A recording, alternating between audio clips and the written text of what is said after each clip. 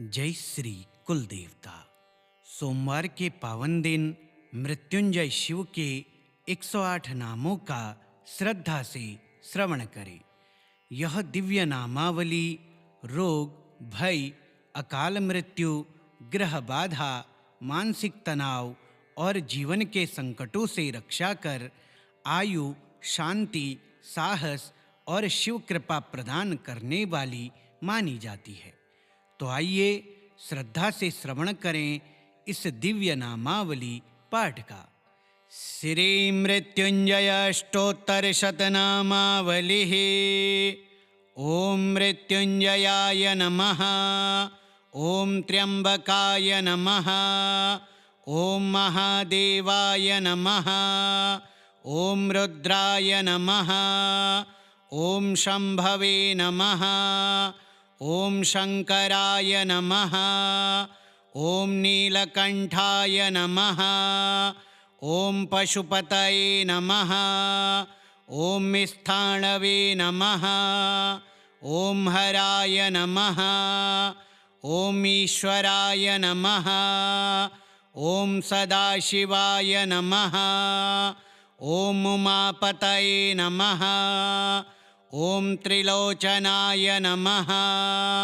ओम कालेशाय नमः। ओम महेश्वराय नमः। ओम चंद्रशेखराय नमः। ओम गंगाधराय नमः। ओम कृत्तिवाससे नमः। ओम पिनाकिने नमः। ओम गिरीशाय नमः। ओम गिरिजापतये नमः। ओम विश्वनाथाय नमः। ओम विश्वेशाय नमः। ओम भूतनाथाय नमः। ओम भैरवाय नमः। ओम अघोराय नमः। ओम त्रिपुरांतकाय नमः। ओम कालकालाय नमः। ओम योगीश्वराय नमः। ओम योगेशाय नमः। ओम दिगंबराय नमः। ओम धूर्जटये नमः। ओम नागभूषणाय नमः। ओम व्योमकेशाय नमः। ओम कपर्दिने नमः। ओम शूलपाणये नमः। ओम खट्वांगिने नमः। ओम अंधकघातिने नमः। ओम दक्षयज्ञहन्त्रे नमः। ओम भीमाय नमः। ओम उग्राय नमः। ओम शिवप्रियाय नमः।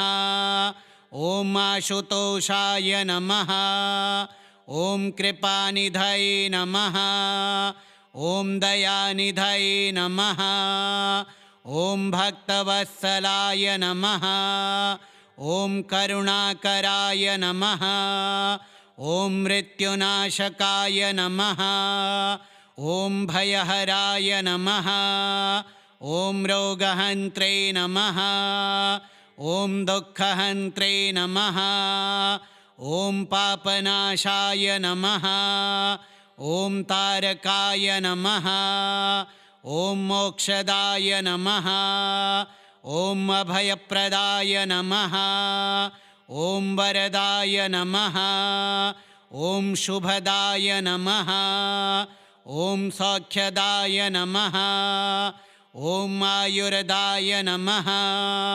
ओम तेजसे नमः। ओम ओंकारेशाय नमः। ओम प्रणवात्मने नमः। ओम वेदात्मने नमः। ओम वेदेशाय नमः। ओम यज्ञेशाय नमः। ओम धर्मेशाय नमः। ओम जगदीशाय नमः। ओम आदियोगिने नमः। ओम तपस्विने नमः। ओम महातपसे नमः। ओम कैलासनाथाय नमः। ओम हिमाधीशाय नमः। ओम सोमेशाय नमः। ॐ सोमनाथाय नमः। ॐ भुवनेशाय नमः। ॐ त्रिलोकनाथाय नमः। ॐ जगत्पतये नमः। ॐ आदिदेवाय नमः। ॐ सनातनाय नमः। ॐ अनन्ताय नमः। ॐ अव्ययाय नमः। ॐ अक्षयाय नमः। ॐ निर्गुणाय नमः। ॐ सगुणाय नमः। ॐ निरञ्जनाय नमः। ॐ निराकाराय नमः। ॐ परात्पराय नमः। ॐ परब्रह्मणे नमः। ॐ विश्वरूपाय नमः। ॐ ज्योतिर्मयाय नमः। ॐ आनन्दरूपाय नमः। ॐ चिन्मयाय नमः। ॐ सर्वेश्वराय नमः। ॐ सर्वज्ञाय नमः। ॐ सर्वात्मने नमः। ॐ कृपालवे नमः। ॐ शरण्याय नमः। ॐ मङ्गलाय नमः। ॐ पुण्यरूपाय नमः। ॐ सिद्धिदाय नमः। ॐ रिद्धिदाय नमः। ॐ कामदाय नमः। ॐ कल्याणाय नमः। ॐ शाश्वताय नमः। ॐ अमरेशाय नमः। ॐ देवाधिदेवाय नमः। ॐ अमृतेशाय नमः। ॐ मृत्युञ्जयाय नमः। ॐ त्र्यम्बकाय नमः। ॐ महादेवाय नमः। ॐ रुद्राय नमः। ॐ शम्भवे नमः।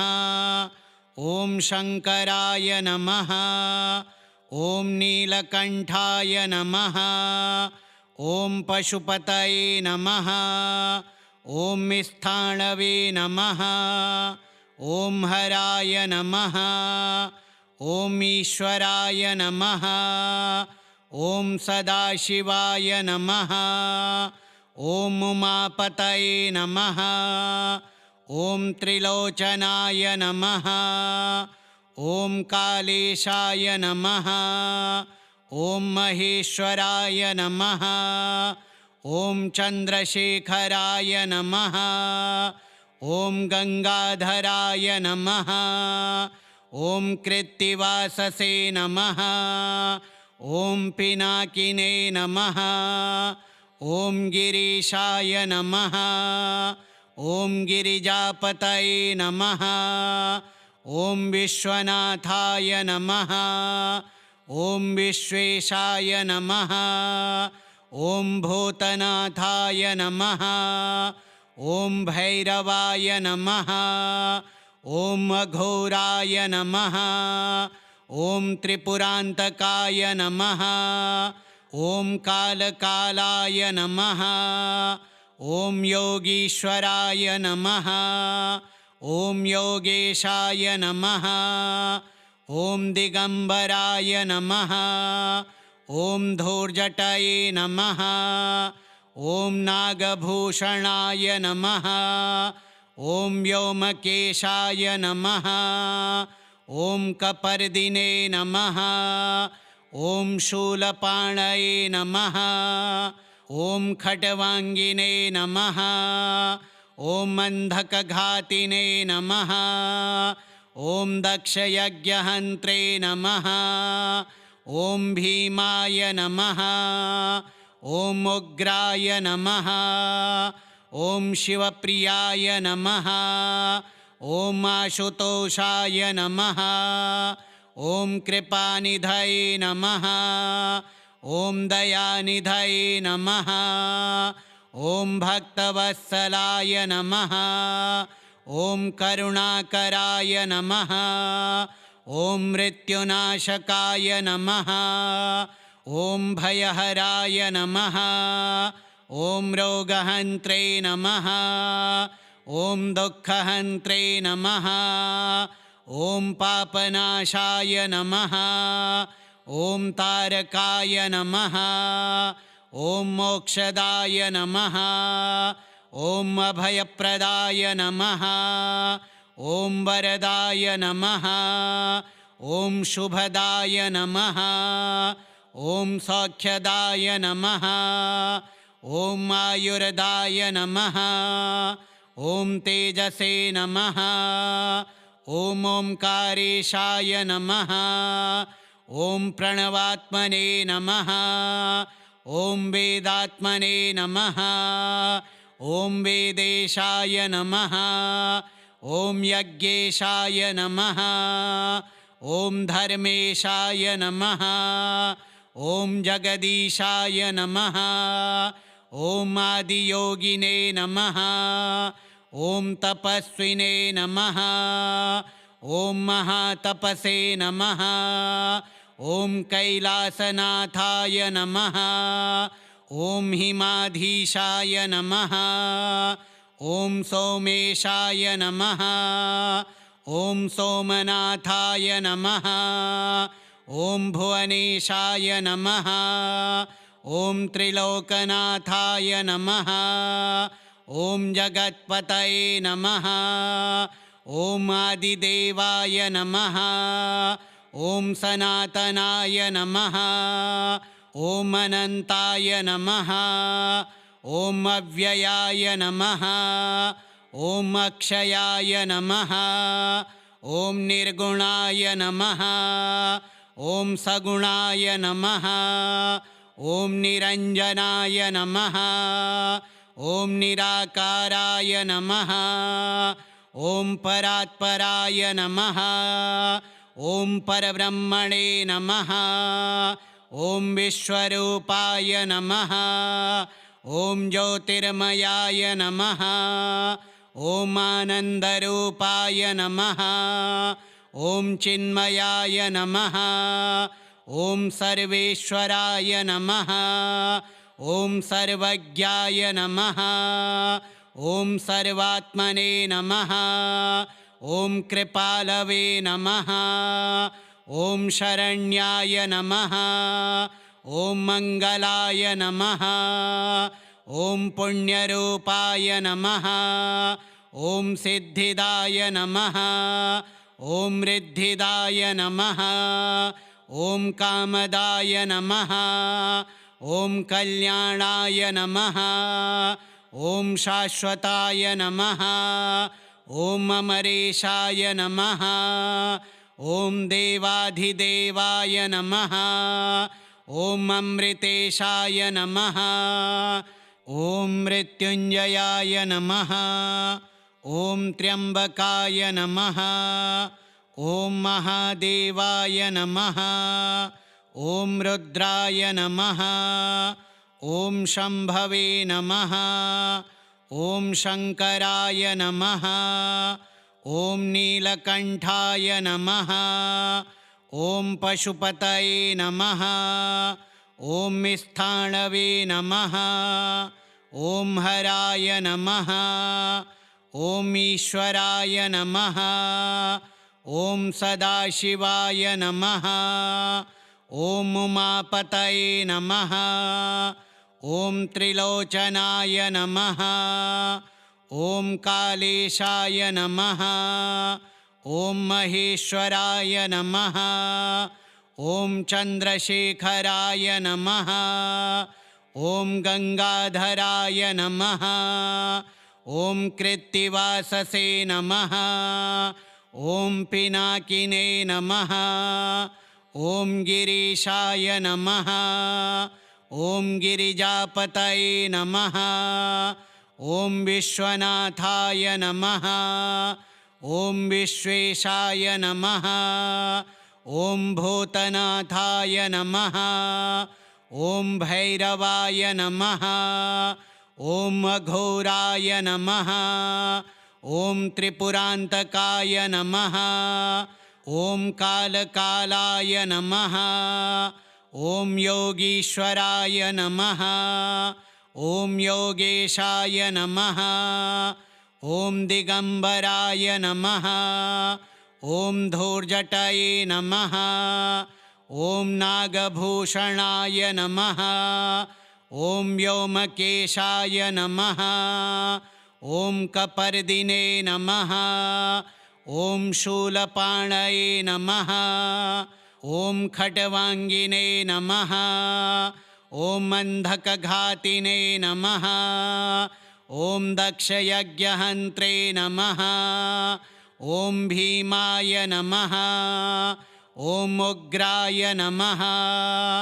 ॐ शिवप्रियाय नमः। ॐ आशुतोषाय नमः। ॐ कृपानिधये नमः।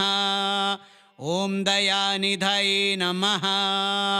ॐ भक्तवत्सलाय नमः। ॐ करुणाकराय नमः।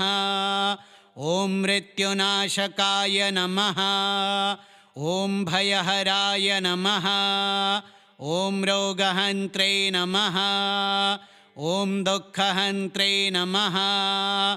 ॐ पापनाशाय नमः। ॐ तारकाय नमः। ॐ मोक्षदाय नमः। ॐ अभयप्रदाय नमः। ॐ वरदाय नमः। ॐ शुभदाय नमः। ॐ सौख्यदाय नमः। ॐ आयुर्दाय नमः। ॐ तेजसे नमः। ॐ ओंकारेशाय नमः। ॐ प्रणवात्मने नमः। ॐ वेदात्मने नमः। ॐ वेदेशाय नमः। ॐ यज्ञेशाय नमः। ॐ धर्मेशाय नमः। ॐ जगदीशाय नमः। ॐ आदियोगिने नमः।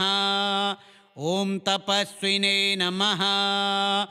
ॐ महातपसे नमः। ॐ कैलासनाथाय नमः। ॐ हिमाधीशाय नमः। ॐ सोमेशाय नमः। ॐ सोमनाथाय नमः। ॐ भुवनेशाय नमः। ॐ त्रिलोकनाथाय नमः। ॐ जगत्पतये नमः। ॐ आदिदेवाय नमः।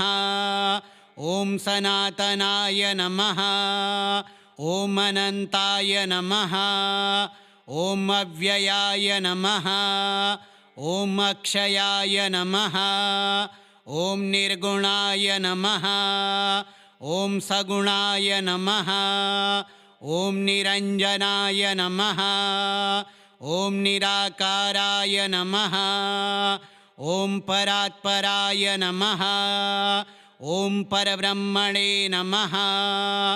ॐ विश्वरूपाय नमः। ॐ ज्योतिर्मयाय नमः।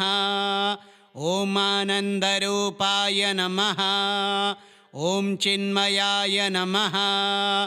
ॐ सर्वेश्वराय नमः। ॐ सर्वज्ञाय नमः। ॐ सर्वात्मने नमः। ॐ कृपालवे नमः। ॐ शरण्याय नमः। ॐ मङ्गलाय नमः। ॐ पुण्यरूपाय नमः। ॐ सिद्धिदाय नमः। ॐ रिद्धिदाय नमः। ॐ कामदाय नमः। ॐ कल्याणाय नमः। ॐ शाश्वताय नमः। ॐ अमरेशाय नमः। ॐ देवाधिदेवाय नमः। ॐ अमृतेशाय नमः। श्रीमृत्युञ्जय अष्टोत्तरशतनामावलिः श्रीमृत्युञ्जयार्पणमस्तु।